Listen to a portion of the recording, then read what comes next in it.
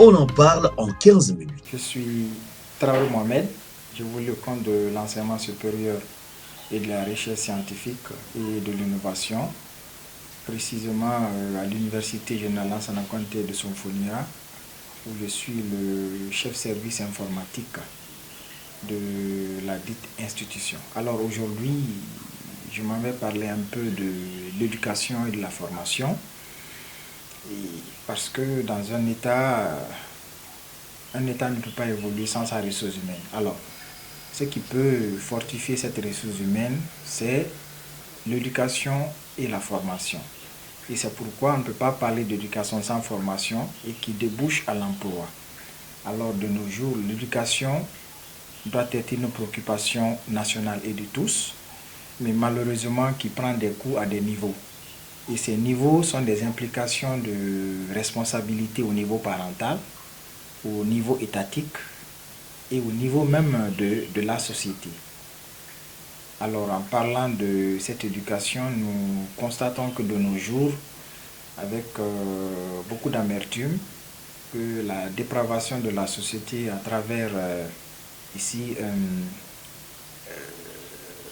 le copier-coller, si le terme est approprié, à un certain niveau, fait que de nos jours, nos cultures même sont élevées à un certain niveau qui fait que nos sociétés sont en train d'aller de coq à l'âne. Et c'est ce qui affecte généralement aussi la formation et qui fait que de nos jours, les résultats ne font que dégringoler de part et d'autre. Quand nous prenons par exemple les résultats de cette année de 2021-2022 où il y a eu vraiment un résultat très catastrophique qui n'est pas bénéfique pour le pays en tout point de vue parce que ça ne vend pas l'image de la bonne ressource humaine, mais aussi ça reflète aussi que de nos jours que la société va très mal. Donc ça interpelle à un niveau d'implication de tous, comme je dis, d'une implication, d'une forte implication parentale, une forte implication étatique, mais surtout une implication aussi individuelle. Et en parlant de l'implication parentale, il ne s'agit pas seulement de scolariser l'enfant. Il faut aussi un suivi en tout point de vue pour pouvoir connaître l'évolution même de son enfant à l'école, mais aussi au niveau de l'implication étatique, c'est d'envoyer beaucoup plus de matériel adapté, parce que nous constatons que surtout au niveau des publics, où on peut retrouver par endroits plus que prévu dans les salles.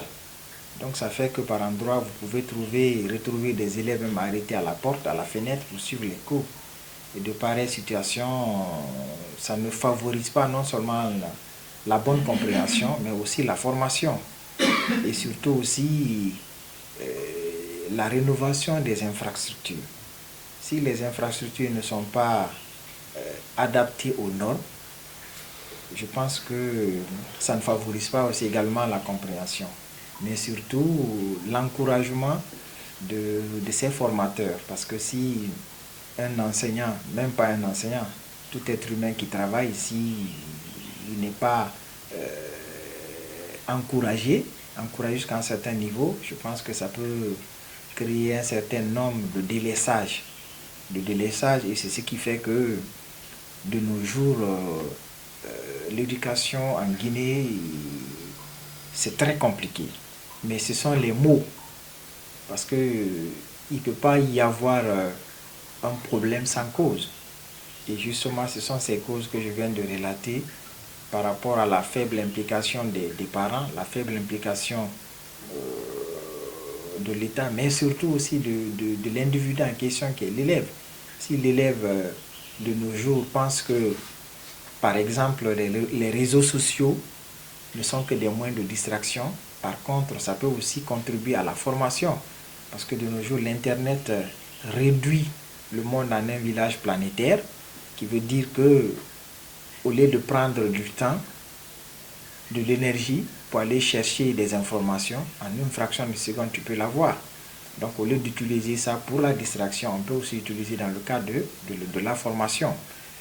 Et ces résultats ne sont pas du tout appréciables, comme je dis, et ne le sont pas aussi sans souligner que ces résultats par endroits peuvent aussi créer des ruptures à un certain nombre de points, surtout par rapport à des filières. Si hier il y avait 1000 étudiants qui sont inscrits dans les facultés, ça veut dire qu'à la spécialisation, par rapport au nombre de spécialités qui sont là-bas, les étudiants peuvent être intéressés par d'autres spécialités, mais si le nombre est en deçà, ça veut dire qu'il y a d'autres filières ou spécialités qui peuvent fermer. Et ça peut créer aussi le sous-emploi par endroit, parce qu'il ne s'agit pas seulement de recruter, mais aussi il faut faire travailler les fonctionnaires. Donc, ce qu'on peut encourager par rapport à cette question d'éducation, comme je le disais, il faut vraiment une forte implication, mais surtout une politique nationale d'éducation au compte de l'enseignement en général. Parce que il ne s'agit pas seulement de former. Il faut former en fonction ici des réalités naturelles même de l'État en question. Si je prends par exemple l'exemple sur la Guinée qui est regorgée par beaucoup de ressources naturelles, de bauxite, de l'or et autres, et nous avons des terres très fertiles. Pourquoi ne pas former beaucoup de géologues, beaucoup d'agronomes pour pouvoir exploiter ces ressources naturelles dont nous disposons? Ça sert à quoi de former beaucoup de techniciens ou beaucoup d'ingénieurs dans un certain nombre de cadres, tout en délaissant un certain nombre de paramètres qui peuvent beaucoup plus donner de la fluidité, mais surtout créer de l'emploi au sein de la nation. Donc si on ne cherche vraiment pas à démocratiser un peu l'enseignement tout en fixant des objectifs clairs en fonction de nos ressources déjà internes dont nous disposons, je pense que c'est une perte en avance. Et le dernier mot que vous pouvez apporter comme conseil? Donc le dernier mot que je peux apporter pour conseil, du point de vue formation, c'est d'encourager ici l'État, de conseiller l'État à la formation des formateurs. Et cette formation des formateurs va permettre non seulement ici à la mise à niveau des enseignants en fonction des normes, mais également aussi la mise à niveau aussi des programmes. Pour la contribution des parents, c'est simple. C'est d'abord à l'interne, à chacun son éducation. Éduquer les enfants sur la valeur interne de leur société, mais tout en n'empiétant pas les sociétés d'autrui. Et secondo, pas seulement inscrire leur enfant et l'abandonner. Il ne faut pas que, c'est-à-dire les centres éducatifs soient pour eux un lieu de débarras. Et lorsqu'ils veulent, ils décident d'envoyer leur enfant pour la formation, pour l'éducation, c'est de l'assigner ici des objectifs clairs. Si l'enfant doit étudier, c'est de chercher dès au départ, détecter ici le point fort de l'enfant et tout en le conseillant en allant dans ce cadre. Si l'enfant veut être un ingénieur, alors de l'inscrire, le conseiller à faire cela. Et surtout, lorsqu'ils inscrivent leurs enfants à l'école, de prendre le minimum de temps de contrôle. Est-ce que l'enfant va à l'école ou pas? Est-ce que l'enfant est à jour? Est-ce que l'enfant valide ses évaluations? Est-ce que l'enfant comprend ce qu'on le dispense? Je pense que j'encouragerais les parents à beaucoup plus s'impliquer dans ce cadre pour pouvoir donner, c'est-à-dire la facilité aux enseignants aussi d'apprendre. Parce que s'ils ne font pas de suivi de l'enfant, ça veut dire que l'enfant est laissé à l'abandon, à soi de faire ce qu'il veut. Et ça ne favorise pas ici la progression même de l'enseignant dans le cadre de son enseignement. Parce que chaque fois, il serait obligé de revenir dessus, ou par finir isoler l'enfant. Et ça ne va pas dans l'intérêt non seulement de la femme, mais aussi de l'État. Le gouvernement, d'abord, je vais prendre le cadre de l'éducation.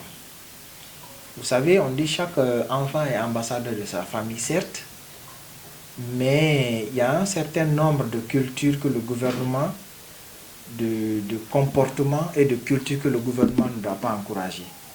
Tout récemment, lorsqu'un artiste est passé, je crois,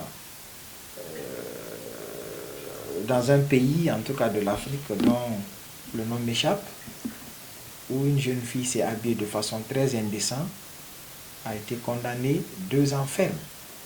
Donc c'est pour dire que c'est un gouvernement qui suit sa culture, qui suit sa population et qui suit les valeurs.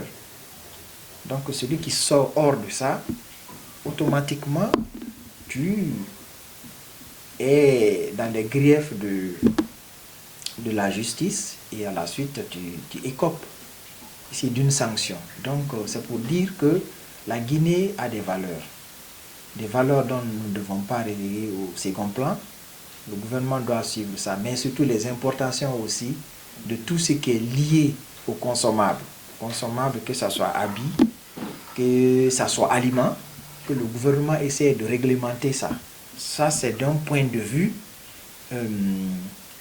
éducation. Maintenant, d'un point de vue formation, comme je l'ai dit tantôt, c'est d'encourager la formation des formateurs, mais aussi chercher à mettre en place ici des équipements qui peuvent faciliter l'enseignement. L'enseignement à travers le cadre, à travers les infrastructures. Et je pense que ce sont des choses qui peuvent rentrer en ligne de compte pour la bonne formation. Mais surtout, de donner un bon traitement à ces enseignants.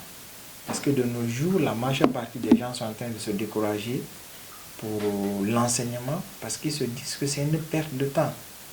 L'enseignement, certes, c'est un métier noble qui n'est pas donné à tous, mais tout être humain a des besoins. Donc, si ces besoins ne sont pas satisfaits, son implication fera défaut. Alors, pour ne pas que cela arrive, le gouvernement puisse voir comment créer aussi ces conditions de traitement au niveau de ces enseignements. Donc, c'est ce que je pouvais conseiller à l'État. Mon dernier mot, je vais commencer d'abord par remercier la Plus pour tout ce qu'il fait pour informer sa population, pour cultiver sa population, mais surtout son implication aussi dans le cadre de l'éducation et de la formation.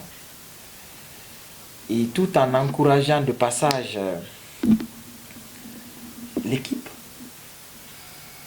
pour son déplacement, pour sa bravoure et son implication par rapport à tout ce qu'il veut entreprendre pour informer ici la population locale sur tout ce qui est information, formation. Donc c'est par ces quelques mots que je vais terminer, tout en vous remerciant pour le déplacement. Et nous sommes entièrement à votre disposition pour tout besoin d'information, pour tout besoin de précision dans le cadre de l'enseignement en général, de la formation et de l'éducation.